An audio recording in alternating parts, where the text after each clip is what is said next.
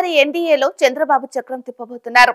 AP assembly, MP ఎన్నికల్లో TDP కూటమి విజయ దుందుబి మోగించడంతో చంద్రబాబు మరోసారి కింగ్ మేకర్ కానున్నారు.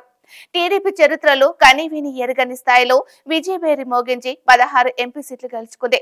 దీంతో త్వరలో కేంద్రంలో ఏర్పడబోయే ఎన్డీఏ ప్రభుత్వంలో టీడీపీ కీలకంగా మారింది.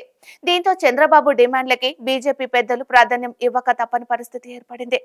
దీన్ని సద్వినియోగం చేసుకునే ఆలోచనలో టీడీపీ అధినేత ఉన్నట్లు తెలుస్తోంది. ఎన్డీఏ ప్రభుత్వంలో తమకు 3 నుంచి 5 కీలక మంత్రి పదవులు ఇవ్వాలని కోరుతున్నట్లు టాక్ నడుస్తుంది. గతంలో వాజ్పేయి ప్రభుత్వంలో ఎన్డీఏ కన్వీనర్ గా జాతీయ రాజకీయాల్లో చంద్రబాబు హవా నడిచిన సంగతి తెలిసిందే. ఏపీ ప్రజలు ఇచ్చిన బంపర్ మెజారిటీతో చంద్రబాబు మళ్లీ జాతీయ రాజకీయాల్లో క్రియాశీలక పాత్ర పోషించబోతున్నారు. దీనికోసం చంద్రబాబు సమాయత్తం అవుతున్నట్లుగా తెలుస్తోంది. ప్రధాని మోదీ నివాసంలో జరిగే ఎన్డీఏ సమావేశానికి చంద్రబాబు, జనసేనాని పవన్ కళ్యాణ్ హాజరవుతారని కూటమి వర్గాలు చెబుతున్నాయి. ఎన్డీఏ ప్రభుత్వం ఏర్పడటానికి టీడీపీ సీట్లు అత్యంత అవసరం కావడంతో చంద్రబాబు కీలక మంత్రి పదవులను కోరే అవకాశం దక్కింది. అలాగే రాష్ట్ర విభజన అంశాలు, నిధులు, ప్రాజెక్టులు తదితర ప్రయోజనాలను రాబట్టుకునే అవకాశం ఉంది. అందుకే కేంద్ర ప్రభుత్వంలో భాగస్వాములు కావాలని చంద్రబాబు కోరుకుంటున్నారట. ఇందులో భాగంగా కీలక మంత్రి పదవులను డిమాండ్ చేసే అవకాశం ఉందని రాజకీయ వర్గాల్లో చర్చ జరుగుతుంది.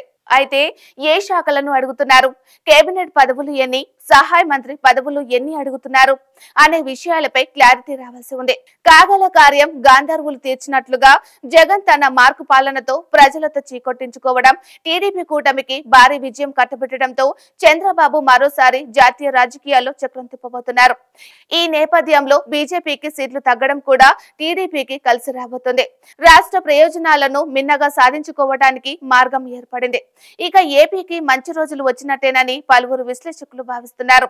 పోలవరం ప్రాజెక్టును పూర్తి చేసుకోవడం, హైదరాబాద్, బెంగళూరు నగరాలకు దీటుగా అమరావతిని డెవలప్ చేసుకోవడం వంటి ఎన్నో రాష్ట్ర భవిష్యత్తుతో ముడిపడి ఉన్న పెండింగ్ పనులను పూర్తి చేసుకునే అవకాశం దక్కింది.